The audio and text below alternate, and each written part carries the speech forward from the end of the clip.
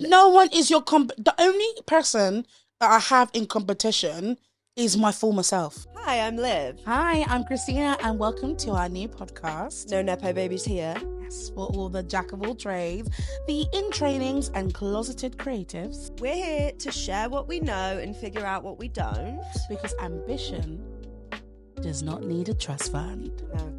No, it does not. It does not. What are we talking about today, Christina? Today we're talking about bring it to the church. We're talking about vocals. No, we're not. Hallelujah.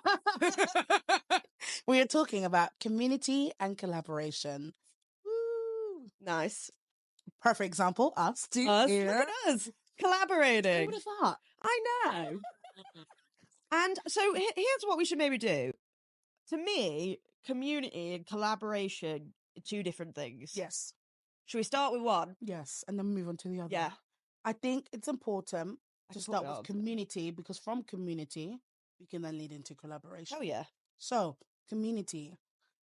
I think we've mentioned before, if obviously you've trained or you're in training, you kind of have a community there. But some people don't always have the best time in training, whatever school they're going, or drum school, or conservatoire, or whatever art school you go to. Because, let's be honest, some people can be a bit of a beep. It's a bit like speaking as an acting student, Oh, yeah.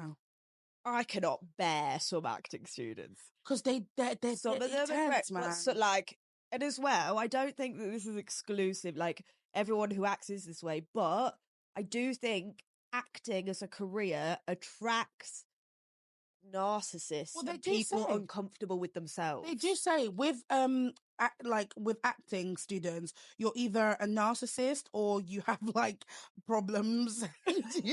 What kind of problems? Well, mental problems. When mental problems, I don't know. No, because they always like, oh, it's like you need like you do it for like, I don't know, like you was a kid that didn't get enough attention and you came and decided to become a drama student, or I don't know, you're just mentally not everything okay. Yeah. But I don't think that's always the case. But no, you definitely do get not. a lot of narcissists. But you do get a lot of narcissists within the acting students, and it's kind of a bit annoying. Or people that just really like art themselves, or view it everyone as competition, which is not community. Which is not community at all. As well, like I remember my third year being so. Everyone's journey is different. My first year, because of some socioeconomic difficulties and others, my year went from really shit to okay to then third year being my great year. Some people, it was the opposite way. First year started off with a bang. I think second started wobbling a bit. My third year was COVID. Your third year was COVID? My third year was, one day I was at uni, I was like, see you later, everybody. And the next day it was like, we're shutting down the country. And I never saw any of those people again. Are you happy? It was the best thing that could happen. I've spoken to you a bit, I was in quite like a toxic situation when I was at uni that like, basically, it's important with your community. If they make you feel less than, or they make you feel insecure, they're not your community. That's not what that is. Community is not about that. There's no hierarchy in community.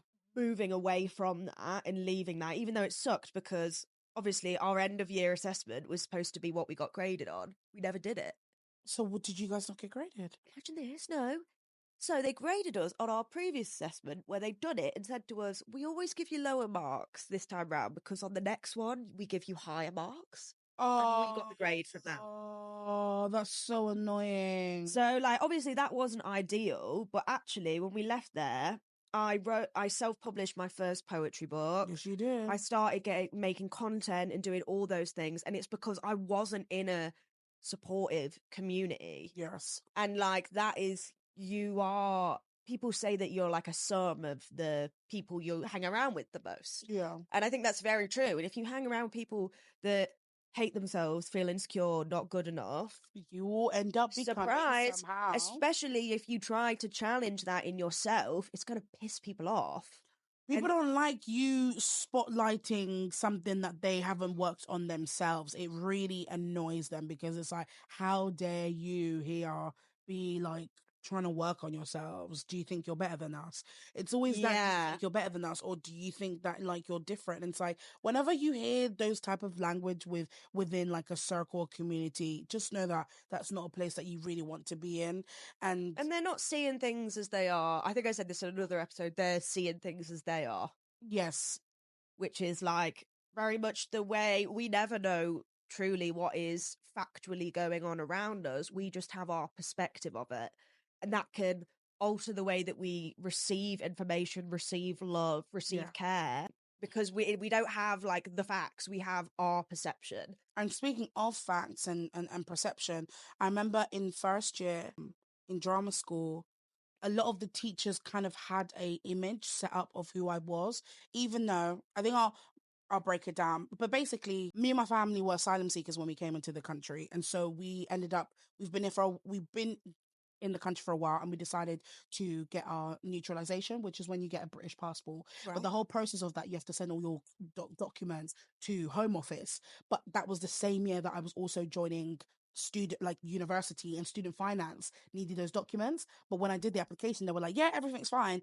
As I started uni, they were like, as I started drama school, they were like, we need those documents. I'm like, I don't have those documents. They're currently in application as we speak. So then that meant I didn't get I didn't get any funding. I didn't have anything. So Wow. I would have to like midway through classes, have to go to university asking them to borrow money and stuff. But the only time I could do it is when the university is on, which is during working hours. And with drama school, it's not like uni where you can go for a couple of days. It's Monday to Friday, 8 to 5. Yeah. So the teachers were very much so aware of this situation that I was in. Not that I would want anyone to know my situation, anyways, but the way that they were treating me was as if I didn't care and I was just turning up late to lessons. They weren't really kind of making an environment where it would be like we understand what's happening. They would just kind of make it like I'm being a troubled kid. So then everyone in the class was starting to act a certain kind of way towards me, unless they kind of unless that I felt comfortable enough to let them know my situation. But then that also then ruined my community within the first year, because the teachers were purposely building a wedge between me and the students. So often I'd have to like isolate myself and do my own thing, because like out during the day and like if we're going party, they're like, oh yeah, Christina's really fun. But then when it comes to like seriousness in class, they wouldn't want to work with me because the teachers are kind of creating an Well, here's image. what I think. This is my like one of my sore points with like traditional like theatre or acting Yeah, communities is that they really lack empathy and compassion yeah. to sometimes like a startling extreme. Like that's why I love the Ariana Grande and Cynthia are just crying Yeah, because they don't understand. People because are like, oh my God, they're crazy. And it's like, you no. don't get If like you're a theatre kid, you understand why they're crying. It's and as well like clearly they've actually I've read a lot of stuff about that set and how and just things that clearly it's been a place where it's really allowed mm. empathy and compassion and collaboration, and that's why you come out and they are so emotionally attached to that because they've been given such a space for it. And I just feel like I think I have bitterness because I had to deal with my head of my course like immediately didn't like me.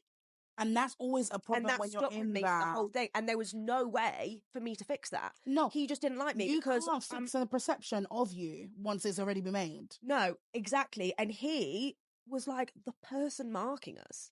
So it's already a bias from the get go. And whenever you're in a place, especially in an institution, this is why I have very mixed feeling about training in general.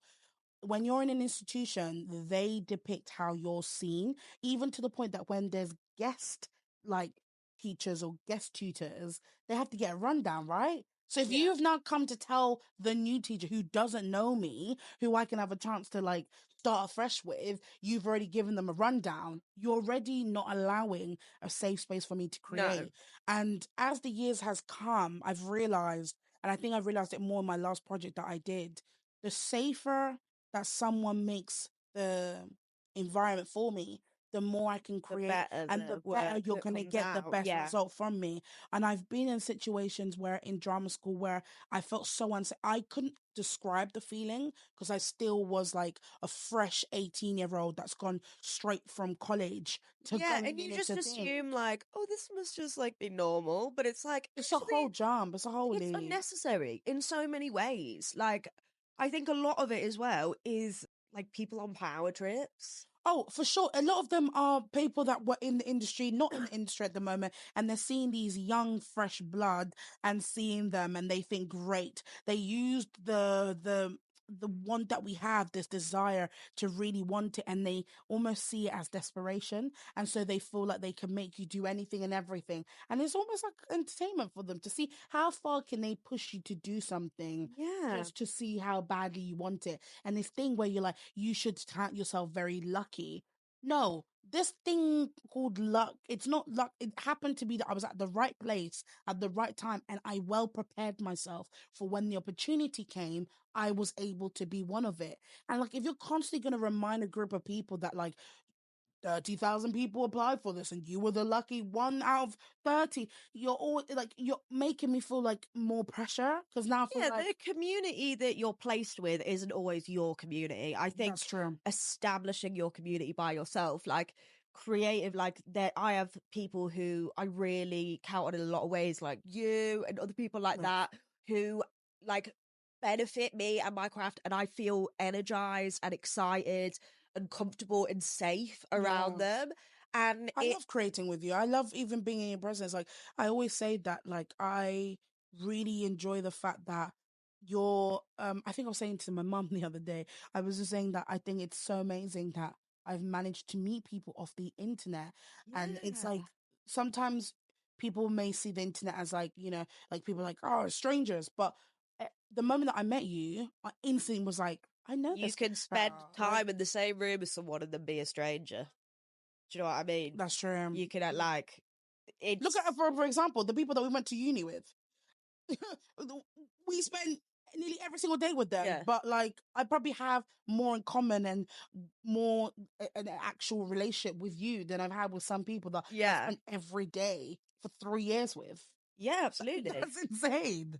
Yeah, and I think so much of a lot of art forms like painting, Yes. writing, content, to name a few, are so innately isolating. Yeah, you were saying this. I've said this before, yeah, it's so innately isolating that you can't see the forest through the trees, and having a community is a way of grounding yourself in why you're doing what you're doing, Yes. why it matters, and that as well, the most important part that the art you're making, the fact that you're making it alone, isn't really a representation of life. And in life, we can't do stuff alone. No. That's this fucking Western society like skewed version Independent, of things solo. that I don't need anyone. And No. like that is literally not how our brains work. It's just it innately works against the fact that we are like to establish relationships, and that is such a big part of like things like stopping you getting like Alzheimer's, stopping you getting Yes. depression. Like that's Yes. all about the people around you, and yet Western society wants to tell you everything should be transactional, And and it that you don't should. need, you should do Mm. it on your own. No, I saw there's two things. I saw you see if you give someone a hug, if you give someone a hug for longer than 7 seconds or like 10 seconds, certain certain Endorphins. yeah, thank you. You get endorphins from that. And if you're in like let's say for example a group of like women and you're all together and you're all like feeling good and happy, your oxytocin levels rise. Ox Oxycon? No, No, that's oxygen. Oxytocin, thank oxytocin.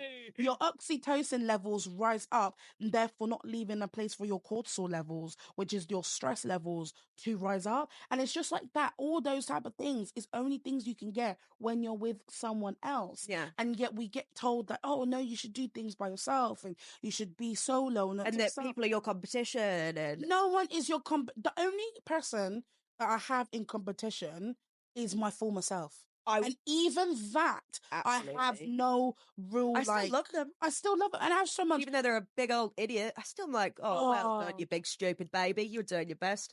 And that's another thing as well. And I've been trying to learn that more this year. We have to have grace and compassion for ourselves. Like, we're all just trying. No one knows what they're doing. And even the ones that are teaching us in these institutions, or, these so-called leaders within the industry, no one knows what they're doing. It's all just trying and like hoping for the best. So don't feel like, oh, because of the level that I'm at, maybe I don't know.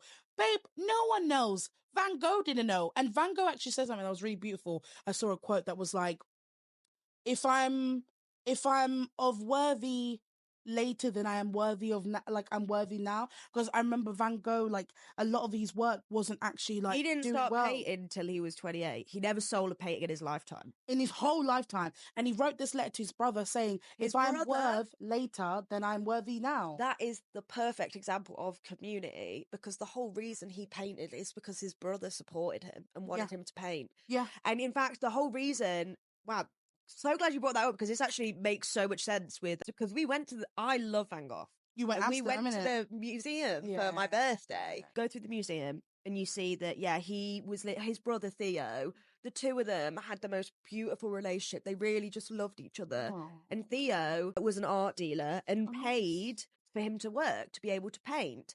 And he used to feel so bad about that, especially once he had a kid. And he felt bad that he was supporting him. And what he actually did was, when Theo had his son, he painted that almond blossoms painting that used to sit in his bedroom. And so after Van Gogh dies, Theo dies like from a broken heart not long after. And at this point, nobody knows who Van Gogh is. And there's Theo's wife and this kid grows up around in a house full of Van Gogh paintings. And his mum spends the rest of her life organising all their letters and all the things they sent between each other. And the son goes on to make the Van Gogh Museum in Amsterdam, which is how we know about so much about him. Like, it's literally, oh my God, I'm such a wet blanket, because it literally teared me up, because it's like, wow, so it looks like it's one person, and people, like, you don't get anywhere alone. Like, we wouldn't know him now if it wasn't for the work of all these people that believed in him. Yes. Another thing I learned in Mexico, so arguably now the most famous Mexican painter, Frida Kahlo. Oh, let me just say right now, she is my icon and I love her. In fact, I have a tattoo on my ankle of her saying, and it's, sorry, we'll go back into it, but it's like, I am the subject I know best, and I'm the subject I want to know better. It's about something about being a muse. You being your own muse. I am my own muse. I'm the subject I know best, and the subject I want to know better. Get a load of this. So at the time of her death, she wasn't particularly well known because of her husband. Was married to Diego, Diego, a fucking cheat. Well, sorry. Hang on though. They were both cheating, I know. They were both doing a lot of wild stuff. Yeah. They were all over the place. But he was one of the most famous muralists in Mexico. Everyone knew his name. He devoted the rest of his life to turning her home into a museum for her artwork. I love how everyone just turns it into museums. Now, because she's the most famous Mexican painter because of his love. Where you can literally care about someone and help them blossom into what otherwise people can't see. It's Liv from the editing suite here. I didn't do a very good job of explaining myself. What I meant was that he was able to preserve her art, which allowed it to be appreciated and rediscovered years later. Obviously, Frida's as famous as she is because she's a baddie. And I always say to my friends as well, like, for me to be the person that I am, it's not to take any credit away from my talent and my work drive, but I'm only as the person I am, if not for my friends that really believe in me and really support me. And sometimes the way that my friends and the way that you see me, it actually sometimes really means a lot to me in the times where I can't see myself. I'm like, why do my friends see me in a way that I can't see myself? And it actually makes me upset. And that actually drives me to be like, I need to be the version. I need to see the version that my friends see, because they see something in me that I don't see, and sometimes speak existence into it. And I don't know if you ever saw Kanye West's documentary where his mum Donda would speak so much life into him. And I'm supposed to show you, having even one person show you Really. support and love and believe in you, it means the the absolute world. Like, just that one Yeah. person that always come I mean, watch up. I So show would up, have not catch up. never got on a stage and read poetry, let alone made content, do all these things, if it wasn't for like my fiance. Shout out Dan. Love Dan him. just like, from the moment we met, has just always been like, you are so special, you're going to do such special things. Especially at that time, I had really bad mental health. And like being able to, because I got so close to Dan and see the way he saw me, it can really like validate when you're kind of, you get stuck in yourself, and someone who just believes in you. And I've come such a long way just from having that persistent person that as well. He is like, so can't bullshit to save his life. Or like foot in mouth, nepotism, like, do you know what I mean? So when he looks at me and he's like, you are so special, like you are going to do amazing things, and I'm just going to be a house husband to our dogs. You need to see the way that these two are together. It's like, I'm like, do you know what? I know at the very least that he truly believes that, and that's enough for me. It's enough. Diego. Exactly. And look at what's it called? Van Gogh. Theo. Just Theo. Don't that like actually make. I'm gonna have to send you some of their. Please do. Maybe we'll do an episode about What, in Amsterdam? about get it. Girl. No, but talking about, because I would say Van Gogh is one of the greatest all-time creatives, especially with his attitude towards doing the work. Yes. So it would be great to one day visit some of the things he has to say on that, because he wrote a lot of letters and stuff about it, and it's really, really beautiful. And I think as well, there is obviously a commonality between being creative and mental illness, and he is not defined by his mental illness, but I think it's an interesting person to look at in the way of having those two sensitivities to those two things. It's Liv again. We've actually split this episode into two, so come back next week for part 2. And remember, as important as it is to find someone that supports you, it's just as important to be that person for someone else. What you put out into the world really will come back to you, and we believe in you over here at No Nepo Babies HQ.